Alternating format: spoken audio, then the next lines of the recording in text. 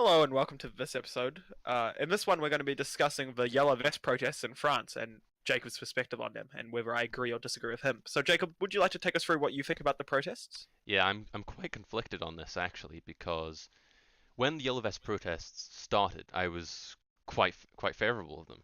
I supported what they wanted to do in general. I thought that Macron didn't have quite the mandate of any political leader that you'd expect in a democratic system because he had about a 23% approval rating. Now that is abysmal. I'm fairly sure Trump, just for context, has around like a 39% approval rating roughly. Now, that is Trump, someone who is extremely divisive in his nation and is shit on routinely in the media. Even Theresa May has a higher approval rating than Macron, I'm fairly sure. Even Merkel, who's getting a lot of shit in Germany right now, and has caused a migrant crisis. So that just puts it into context how much the French people did not like Macron at the start of this. But going on to why I'm conflicted now is that it's been 19 weeks. It's been 19 weeks of riots, property destruction. They've I think they've already gotten some concessions from Macron, even though they're not enough. I would say I don't think they address the core issues that are facing French society as a whole. It's been 19 weeks. When when do you stop rioting? Are they just gonna riot forever? There's been hundreds injured. There's been millions in property damage. At what point do you stop rioting? At what point do you stop protesting for something that you strongly believe in, and which is probably justified, but it's causing maybe too much damage in the interim? It's just a hard topic to broach, to be completely honest. Well, I gotta say that I'm not a massive fan of that sort of perspective where it's like, so Macron is refusing to grant them the concessions they want, right? But And so he, they keep rioting. So I guess the argument is they keep rioting until they get what they came for. but they've already gotten a few concessions. They might not have been the concessions they want. They might not have been the best concessions, but you still at least ceded some ground. But the whole point is, do they keep rioting and essentially hurting hundreds? Police officers. I think there's military now being deployed to protect certain monuments and governmental buildings. It's like it over 19 weeks. It goes from reasonable to, I would say, unreasonable.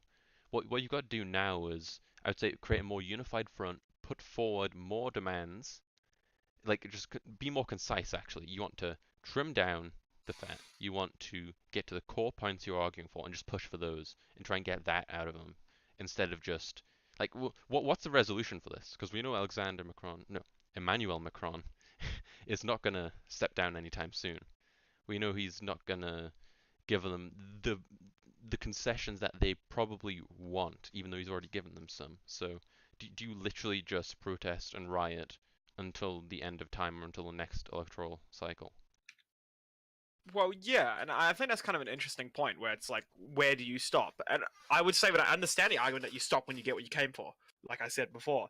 But I also understand what you're saying, where at a certain point you just need to step back and try another approach, right? Hmm. Although I will say that what we haven't really got into is what they're actually protesting for and whether their demands to begin with are reasonable and beneficial, right? And my perspective on it is that neither the government nor the protesters are actually. I agree with neither of it. Do you know what I mean? They're I partially both agree to that, yeah. they're both wrong, right? And so it makes it hard for me to kind of sympathize with or be on the side, I guess, of either party. Do you know what I Mm, mean? mm. Because I think they're both just so wrong, right? The main Um, problem with this is that the Yellow Vest movement has been quite fluid in its existence. At the start, it was just against a fuel tax, which happened to hurt the more rural people, the poorer people in France, essentially. And that's where they started protesting. That's where they started rioting, essentially. And then, well, no, they started protesting, but then it turned into a riot as the Yellow Vest protest essentially became a culmination. It attracted numerous different groups that all disliked the current government, that were unsatisfied with how things were going on in France, and they wanted change, and they pushed for it. It's so, like I said, I admired what they did in the start, and I admired what they did until quite recently, but they're getting too far. They're not really a unified force. You know, there's communists and libertarians in this. It's not a unified force at all. They've got varying demands.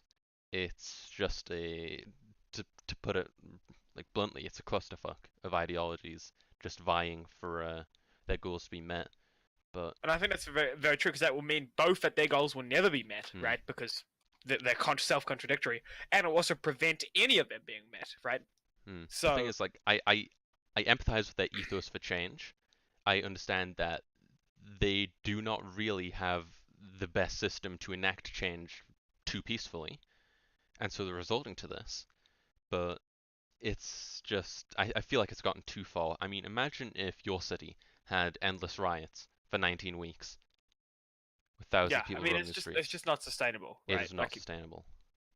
Um, like as a city, I will, maybe the first few weeks I'll be idealistic, be like, yeah, you go guys, but by week 15 or whatever, maybe I want my life to return to normal. Week 19, which it is now.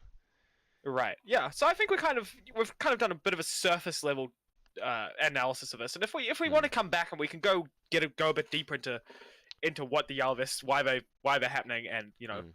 what the future is. But I think for this is quite a good little overall discussion of just our perspectives on it. Yeah. So yeah, thanks very much for listening to this episode, guys, and we'll see you in the next one. Goodbye.